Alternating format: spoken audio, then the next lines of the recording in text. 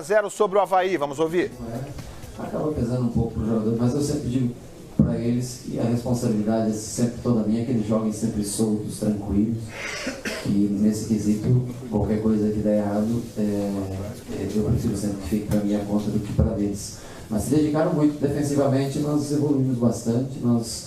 Eles tiveram até posse de bola, alguns cruzamentos, mas o Renan não fez nenhuma defesa espetacular no segundo tempo. Ou seja, nós nos postamos bem frente à área. Eu acho que nesse sentido é uma evolução.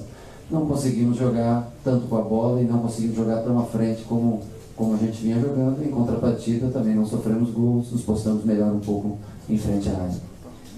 Rogério, boa noite, tudo bem? Com relação aos gols, Lucas Prato marcou o seu 6º aqui no Morumbi. Luiz Araújo, você apostou na entrada dele no final, também fez o dele. Por favor, uma análise com relação aos dois jogadores, os gols do time, por favor. Sempre quem faz gol fica mais marcado, né? O Luiz, quando ele pega já o marcador um pouco mais cansado para contra-golpe, ele normalmente tem mais sucesso. Não que ele seja um jogador que a gente vê que não interprete mal para o segundo tempo, que já começou vários e vários jogos jogando comigo.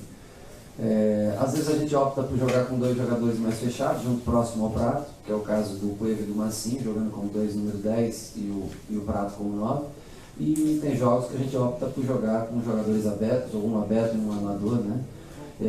Hoje eu tive que usar o Massinho especialmente para conter as descidas do Capa, né? Porque é um jogador de muita velocidade, né? É uma agressividade muito grande. Então eu joguei com o Massinho aberto do lado direito e aí deslizando o Thiago para o outro lado para fazer a cobertura do outro lateral. Então, a gente tenta moldar o time de acordo com as circunstâncias do jogo. Mas o Araújo entrou muito bem, Prato também, participativo, finalizou, teve outra chance no primeiro tempo, outro bom chute também, poderia ter feito gol. O Cueva teve um bom chute também, poderia ter feito gol. Mas camisa 9, né? Camisa 9 sempre deixa sua marca, assim como ele, Gilberto, Chaves, quando joga. Todos têm sempre participado bem do jogo. É uma posição nova, é uma posição que a gente está tranquilo com relação a essa posição. E o Luiz Araújo é legal para ele ganhar confiança, né? Nós só temos dois jogadores disponíveis de velocidade hoje, que é o Araújo e o Massinho, que são jogadores que jogam mais aberto, né? O Neilton é um jogador que joga um pouco mais fechado, Cueva mais por dentro, não é um velocista, um armador. Então nós só temos esses dois jogadores, o Wellington nem machucado. O outro armador que nós teríamos, que era o Morato, também lesionado, uma lesão séria, só volta no ano que vem. Dentro das opções que nós temos, se eu colocar os dois jogadores de velocidade e alguma coisa não der certo, eu não tenho mais uma opção para fazer a substituição. Então eu torço para a volta do Wellington também, que eu ganho uma terceira opção, eu posso, quem sabe, aí, jogar mais agressivamente com dois jogadores abertos no meio de armação. Rogério, eu queria que você falasse sobre o Cueva.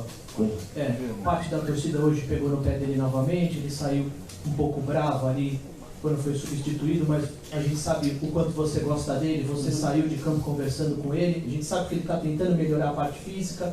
Eu queria que você falasse um pouquinho sobre a condição do Cueva. Trabalhou essa semana no começo, segunda, terça e quarta, ele trabalhou 2 períodos de parte física. Nós tentamos dar uma ênfase tanto para ele quanto para o Michael na parte física, para que os dois possam evoluir. É um jogador importantíssimo para mim, eu gosto muito, é um jogador talentoso, é o nosso principal armador. Eu, honestamente, talvez concentrado no jogo, eu não escutei nenhuma reclamação da torcida quando ele saiu. E ele saiu, na minha opinião, pelo cansaço. Ele começou a tentar acompanhar o lateral pelo lado direito, e eu já com o Massinho já estava fixo do lado esquerdo, e ele já não conseguia mais, e aí o Avaí começou a criar muito pelo lado de lá.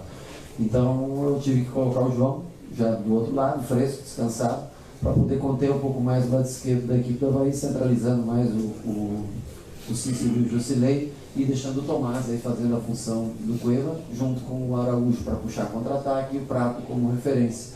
Por isso que ele saiu do jogo. Mas é um jogador importantíssimo para a gente. Ele estando motivado e bem fisicamente, talvez seja um dos melhores meios do futebol brasileiro hoje.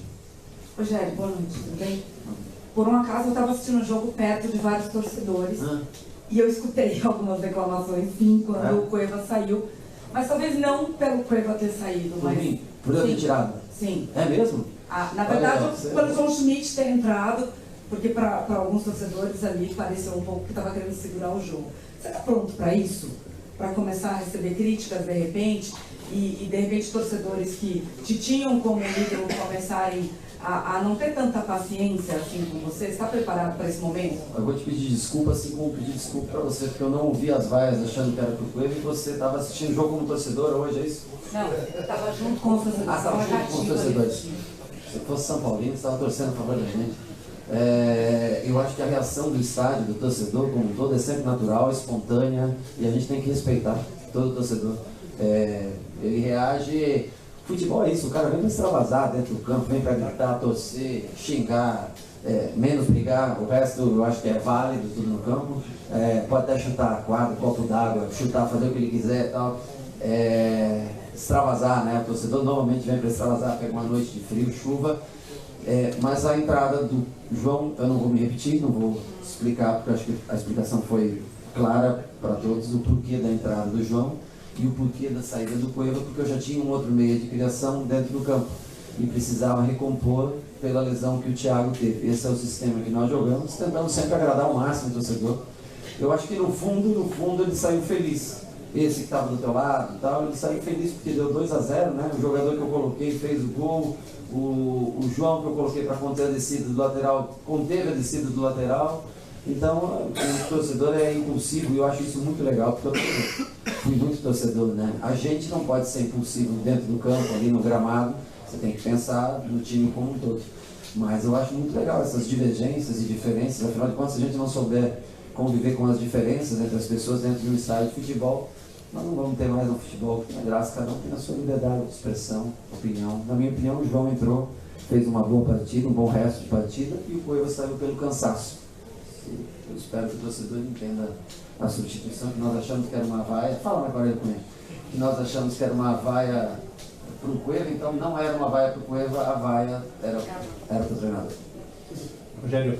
Já isentamos o Cueva de qualquer problema, que é o mais importante. Porque hoje ele é muito mais importante que qualquer outro São Paulo. Rogério, você falou do trabalho físico que o Cueva fez. Se eu estiver enganado, você me corrige. Parece que o Maicon também fez esse trabalho físico, né?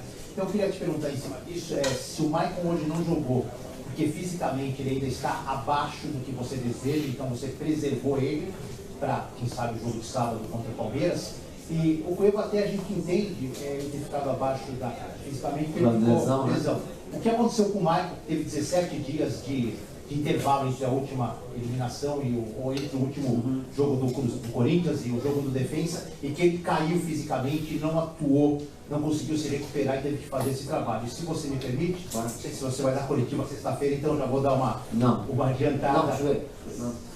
Não, nós temos jogo sábado, você vai me ouvir sábado já. Então eu vou aproveitar já.